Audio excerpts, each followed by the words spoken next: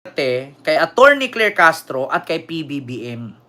Di ba? Kanina mga kababayan, ang sabi ni Sara sa kanyang statement, Tita Sepsi Hilo po, doon sa The Hague, Netherlands, sa Free Duterte Rally sa The Hague.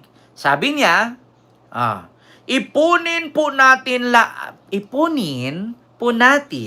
lahat ng baha.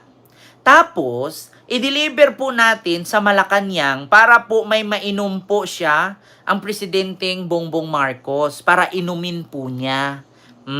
Ngayon mga kababayan, sinagot po ito ng Malacanang. Ito po ang sagot ng Malacanang sa People's Tonight. Alam niyo ang sagot ni Yossi Claire?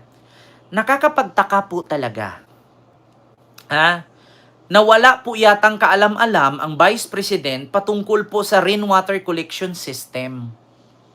Diba? Alam niyo mga kababayan, kung naalala ninyo, noong panahon na kasagsagan ng baha, ang sabi kasi ni PBBM sa kanyang talumpati, instead na magbaha, ipunin natin ang tubig para sa tagtuyot. Hindi po doon nangangahulugan na tayong nasa Maynila kapag binaha, ipunin natin ang baha para sa tagtuyot. Yun po ay para lamang sa mga particular area katulad sa mga magsasaka. Kasi lalo na sa mga kababayan natin na mga magsasaka or mga farmers, hindi habang buhay, may irigasyon sila at palaging may supply na tubig. Mga kababayan. Lagi po yang problema, lalong-lalo na sa mga magsasaka, ang tagtuyot. Kaya habang may tubig, habang may bagyo, may baha, kung pwede na yung mag-ipon ng tubig, ipunin natin. Yun ang gustong sabihin ni PBBM. Ma'am Sulita Estrada, maraming salamat po sa yung super sticker. Thank you so much. Pero alam nyo ang pagkaintindi ni Sara at ng mga bobong DDS? Sir Melvin Garcia, mega love shoutout po. Sabi ni Sara, kayo mga putang ina yung DDS, mga bobo kayo. Mag-ipon daw kayo ng tubig baha. Ipa-deliver nyo sa Malacanang, ipainom nyo sa kanya. Nakakapagtaka lang daw po, sabi ni Yossi Claire Castro, na walang kaalam-alam ang Vice Presidente patungkol sa rainwater collection system. Alam nyo ba mga kababayan, lalong-lalo na sa mga magsasaka, malaki po na tulong sa ating mga magsasaka ang patubig. Kaya kung tayo man ay salat sa tubig, hindi naman po natin dinadasal na magbaha. So habang may maipon ay ipunin. Habang may maiimbak ay imbakin. 'Di ba? Alam niyo ang hirap kasi nito ni Sara. Alam mo literal talaga na siya ang leader ng DDS eh. Kasi pareho-pareho silang bobo. Bakit? Hindi porkit sinabi ni PBBM doon na ipunin, instead na magbaha ay ipunin na ang baha. Hindi naman sinabi ni PBBM na buong baha ipunin mo. Sino ba namang tanga mag-ipon ng baha? Tingnan natin kung makalalabas pa kayo. Yeah? Para lang po yun sa mga tao na nangangailangan ng tubig, lalong-lalo na sa mga magsasaka. Di ba? Choy Roby, hello po. And kay Luisito Rosales, hello po. Di ba tignan ninyo mga kababayan? Yung mga ganyang komento ni Sara, kabubuhan yan. Alam niyo ang sabi?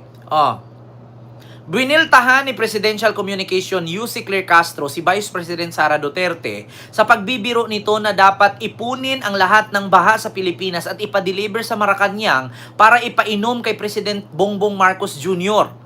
Kinutya niya ang suhestyon na ito sa Pangulo upang ipunin ang tubig ulan marahil ay hindi po niya batid ang batas na ito. Meron po kasing batas mga kababayan na tinatawag natin na rainwater collection system. Di ba? Ito po mga kababayan. Batas na ito, sinabi ni Yossi Claire Castro sa press briefing ngayong Miyerkules, Hunyo 23. Hindi po ito bago. Kaya nakakapagtaka po na mayroon tayong Vice Presidente pero hindi po niya alam ang batas patungkol dito sa rainwater collection system. Mayroon na po itong batas, Republic Act 6716. Ito po ay ang noong March 17, 1989, an act providing for the construction of water wells, rainwater collectors, development of spring and rehabilitation of existing water wells in all barangays in the Philippines, sabi ni Castro.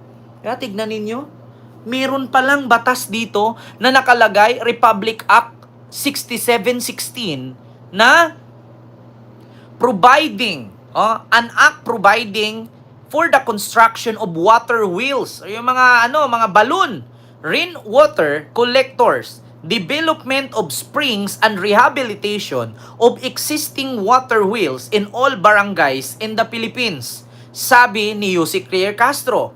Hulyo 18, uminom ang Pangulo ng tubig mula sa Family Water Filtration Kit ng Department of Social Welfare and Development or DSWD ng National Resource Operation Center. Ipinakita na maaaring magamit ang nasabing filter sa mga lugar na may limitadong akses sa malinis na tubig sa panahon ng kalamidad.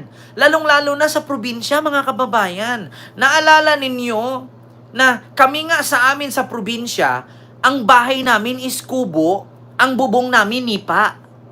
Di ba? Na kapag umulan, di ba nilalagyan natin ng alulod na kawayan?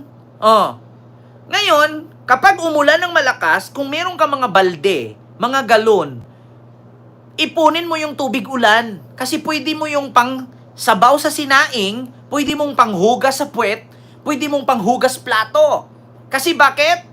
Malayo, kahit sa amin, malayo po ang balon sa amin na igiban. Lalong-lalo na sa bundok kami nakatira, magbubomba-bomba ka pa sa baba, aakyat ka, magbibitbit ka. Alam mo yung mga galon ng toyo, yung mantika, yung mga silver swan, na galon? Yan ang mga binibitbit namin. Minsan yung galon pa nga ng yung galon ng, yung itim, minsan may blue pa, na ang konti lang ng hawakan. Minsan yung timba, yung lagayan ng, tawag dito, timba ng pintura.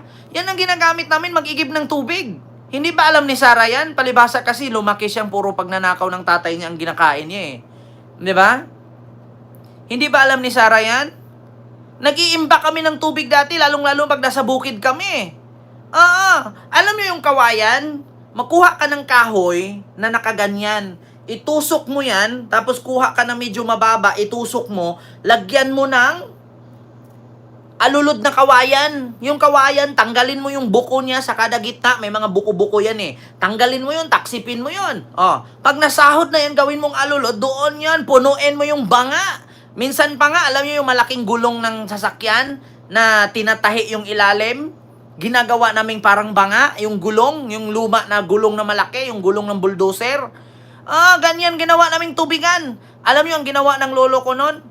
Maglagay ka dyan ng tela ng payong. Yung tela ng payong, talian mo goma yan. Doon mo padaluyin yung tubig mula sa alulod galing sa ulan. Tapos, para yung mga dahon-dahon, yung mga ng nipahat, hindi na didiretso sa tubig. At bagkus doon sa hinarang mong tela ng payong, hindi makapasok, hindi makapasok ang lamok, hindi niya maitlugan yung loob. At hindi malagyan ng dumi. Kasi kahit may lumot yon, malamig ang tubig. Di ba? Tita Sepsi, dami mong pinagdaanan, Kent. Ngayon, pinagpala ka na. Sabi ni Tita Sepsi. Napagdaanan ko yan, Diyos mio marimar. At naranasan namin sa probinsya na kapag walang ulan, walang tubig, yung mga kalabaw namin kawawa, naliligo lang sa putik. Minsan yung putik, tumitigas na nga sa likod ng kalabaw. Minsan nga, nabubuisit ako. Pag inutusan ako ng lolo ko, kunin mo yung kalabaw, yung buntot ng kalabaw, gumagano na, pek! Kada pitik nun may putik, nabubuisit ako. Wala pupunta sa mukha, wala pupunta sa damit. Kasi walang tubig. Ang layo ng balon. Hindi mo alam yan, Sarah. Palibhasa kasi lumaki ka lang dyan sa Matina, Davao City. Na likod ng bahay nyo, may golf course na may mansion eh. Palibhasa kasi puro subdivision ang tinirhan ninyo. Kaya hindi alam ni Sarah yan. Abogado ba talaga si Sarah? Ito ang sabi ni Yusek Claire Castro na ito po ay ginawang batas noong March 17, 1989. An act providing for the construction of water wheels, rainwater collectors, development of spring and rehabilitation of existing water wheels in all barangays in the Philippines. Hulyo 17 ito. Oo, sa isang interview mula sa Dahig nitong Lunes, ng Hulyo 21, natanong si BP Sara patungkol sa mungkahi ni Presidente na mag-ipon ng baha para magamit itong muli kapag pakinabangan sa paraan. Ipunin lahat, tapos i-deliver niyo sa Malacanang, di ba? Ganyan ka bobo si Sara. Tapos mga DDS, ganyan ang gawin ninyo. Palibasa kasi si Sara, instead na ang gawin niya bilang Vice President kapag wala siyang duty, magbasa siya ng mga libro na para pakinabangan. Kasi di ba gusto niya maging presidente? Tignan niyo si PBBM, kapag walang duty yan, nagbabasa ng mga libro yan. Alam niyo ba yung binabasa ni PBBM na libro? Ako proud ako dito kay PBBM. Bakit? Isa siya sa sumusulong na anti sa mga illegal logging kasi alam niya ang epekto ng global warming. Tandaan ninyo mga kababayan, nung unang panahon, ako naabutan ko yan kapag nasa probinsya, kapag gising mo sa umaga, may gabon pa. Yung fog, alam mo yung nagpa-fog? Yung puti. Di ba? Yung parang fog siya na parang usok pag gising mo sa umaga, mga alas 4, alas 5, wala kang makikita pag i-flashlight mo kasi puro fog. Ngayon, pag gising mo sa umaga, wala ka na makitang fog. Bakit? Nag-iba na kasi ang sistema ng ating bansa dahil sa global warming. Bakit? Ano bang nagko-cause dyan na bakit humihina ang immune system ng ating bansa? Kasi dahil yan sa mga sinusunog na plastic, yung pagbabago ng kalikasan, yan ang tinatawag na global warming. Ang ozone layer kasi natin, medyo malaki na yung butas. Kumbaga, sa mata ng matanda yan, habang nagkaedad na, palabo na ang paningin. Diba? Dati, nakaka-experience ka pa ng gabon, nakaka-experience ka pa ng fog. Pero ngayon, hindi mo na ma-experience. Ang ma-experience sa Maynila, putang ina. Ingay ng kapitbahay, iyak ng bata, away ng kapitbahay, chismisan sa kanto, at usok ng sasakyan na tinatawag nating air pollution. Di ba? Hindi alam, tanongin nyo kung anong ibig sabihin ng air pollution, hindi alam ni Sara yan. Hindi alam ni Sara yan. Ang alam lang niya, putang ina ninyong lahat. Bongbong Marcos, Lisa Marcos, Martin Romualdez. Ganon yun, Tita Sepsi. Makikita mo smog na air pollution na. Di ba, Ma'am Arlene? Dati pag nasa probinsya ka, Diyos ko, tumutulong pa ako sa lolo ko, magano ng palay, maggarab. Ito, sugat sa garab, nagagarab ako ng palay noon, hindi ako nagsisinungaling. Kumakain pa nga ako ng alam mo yung palakang bukid. Nanghuli kami paggabi, may flashlight ako. Yung flashlight namin, yung 3 baterya na Eveready, yung ganyan kahahaba na battery. Sinasuksok ko yun. Tapos yung flashlight namin, yung stainless na mahaba, sobrang haba na hawakan, ganito kalaki. Hinihila, tapos iniikot yung leeg. Pwede mong palakihin yung ilaw, pwede mong pahabain yung ilaw. Tapos ipa-flashlight mo yan. Hinampas ng lolo ko yung ulo ng palwa ng niyog or kawayan. Paghampas mo sa palaka, ganyan. Tapos babaliin mo yung hita ng palaka. Kasi pag hindi mo binali yon, tatalon-talon yan. Na-experience ko yan. Nanguha pa kami ng alam niyo yung kohol? Ay, nako. Yung kohol, mahilig ako manguha niyan kasi peste sa palayan yan. Tapos, sasahugan mo ng pako. Di ba yung pako, yung fern? Nanguha ko niyan. Nako, si Sara hindi naranasan yan. Bakit? Sa subdivision siya nakatira. Hindi nga kumakain ng pako yan eh. Di ba? Naranasan ko yan. Sinong nakasama sa lolo ninyo mamuhag ng pukyutan? Ako nakasama ko niyan. Nag-dive din kami sa tubig, sa ilog. Bakit? Ang pukyutan hinabol kami. Kapag namuhag ka daw, kohol, pink ang itlog, tapos nasa puno ng palay. Tapos kinakain pa unti-unti yung palay. Nako, namuhag kami dati ng lolo ko. Bawal mag-ingay. Ako ang daldal-daldal ko. Nagliparan ang pukyutan, takbuhan! Sinong nakasama na ng ngayam? Ang tawag kasi sa Bisaya ng ngayam, yan yung nangaso. Gabing-gabi, minsan makakuha kami sawa. Diba? Sawa ang nakukuha namin. Minsan nakakuha pa kami ng yung maral, yung milo, yung ibig sabihin yung wild cat, wild dog, yung fox. Yung leopard. Marami sa amin yan. Si Sara hindi naranasan yan. Bakit? Ang hinahunting nila dati, yung mga mga Chinese na gumagawa ng droga. Yan yung hinahunting nila. Nangangaso kami. Ilang taon ka na ba? Nako, Ma'am Regina Garcia, kung ako lang tanungin sa edad, pinanganak ako panahon pa ng Hapon. Kasabayan ko yan si Felix Manalo na itinatag namin yung INC. Naranasan ko yan. Diyos mio, Marimar. Ako pa ba? Maliit pa lang ako, nasa bayag pa lang ako ng tatay ko, nangaso na sila. Kumakain ako niyan, Diyos ko. Akyat kami sa bundok dati, nag-aaral ako elementary, marinig mo, pak, pak, pak, pak, pak, pak, tumba mga kawayan. Yung pala, gera na ng Capgo versus MILF, di ba? Ranasan ko yan. Ako, hindi nyo naranasan yung MILF. Abu Sayyaf, yung Jamaah Islamiyah dati. Ranasan ko yan, Sambuanga kami, puta niya, pak, pak, pak, pak, pak. Tapos makikita mo, may lumipad na, alam mo yung parang puso ng saging na pinapatong sa balikat. Shub! Gumaganon, tumba yung puno ng niyog, gapang kami sa putikan. Ramdam namin yan, sanay kami sa mga ganyan. Si Sarah, hindi naranasan yan. Bakit? Nasa loob lang siya ng Davao City sa subdivision. Hindi na naranasan yan, kaya walang alam. Sabi ni PBBM, instead na magbaha, mag-ipon ng tubig, para pagdating ng tagtuyot, magagamit nyo yan. Advice ni Sarah, mga putang inang bobong DDS, ipunin nyo lahat ng baha, ipa-deliver nyo sa Malacanang, ipainom mo kay BBM. Ganyan sila katanga. Ganyan ba gusto nyo maging presidente? Walang alam? Kaya sabi ko sa inyo, much better na kumuha kayo ng presidente na alam ang putik. Mahirap magkaroon ng presidente na takot gumapang sa putik. Bakit? Kapag nakagapang sa putik yan, magkandalit-silitsi ang lahat. Kaya, kumuha kayo ng presidente sa 2028, yung kahit putik kayang hawakan.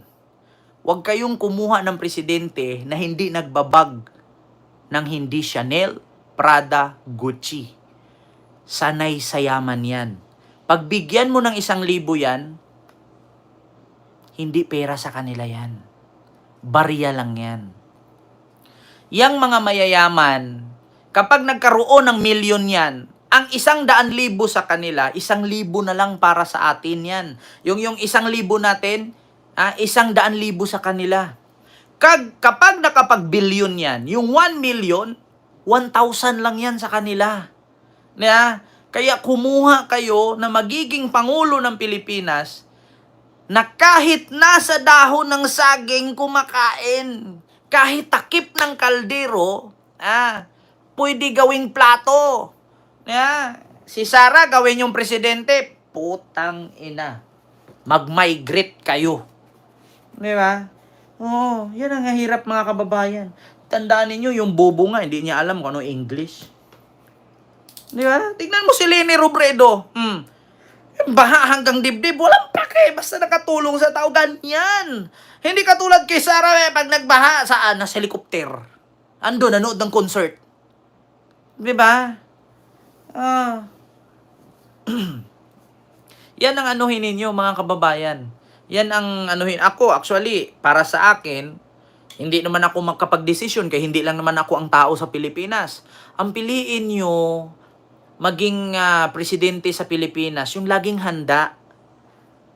Yung nagsundalo ka, nagpulis ka na, nagdoktor ka na, nag-abogado ka na, yung gumapang ka sa putik, di ba? Yung kahit nakapaa ka, yung sanay ba, yung naranasan ng normal na tao, kailangan naranasan niya rin kasi mahirap. Si Sarah, tingnan nyo, pag nagbiyahe yan, may private na sasakyan yan. Kapag naka-armor car yan. Si Leni Robredo, tignan nyo, naka-commute. Kahit may pera naman. Yan ang isipin niyo. Hindi ko naman kayo pinilit na si Leni Robredo, ang iboto ninyo, in-example ko lang. Di ba? So yun ang tandaan ninyo, mga kababayan. Mahirap kasi yung kumuha tayo ng presidente na pagdating sa kalamidad, halimbawa ngayon, dalhin tayo sa isang isla, ang presidente si Sarah. Anong gagawin mo o paraan para makakain ka? Isla yan ha. Presidente natin si Sarah. Siya ang pinuno.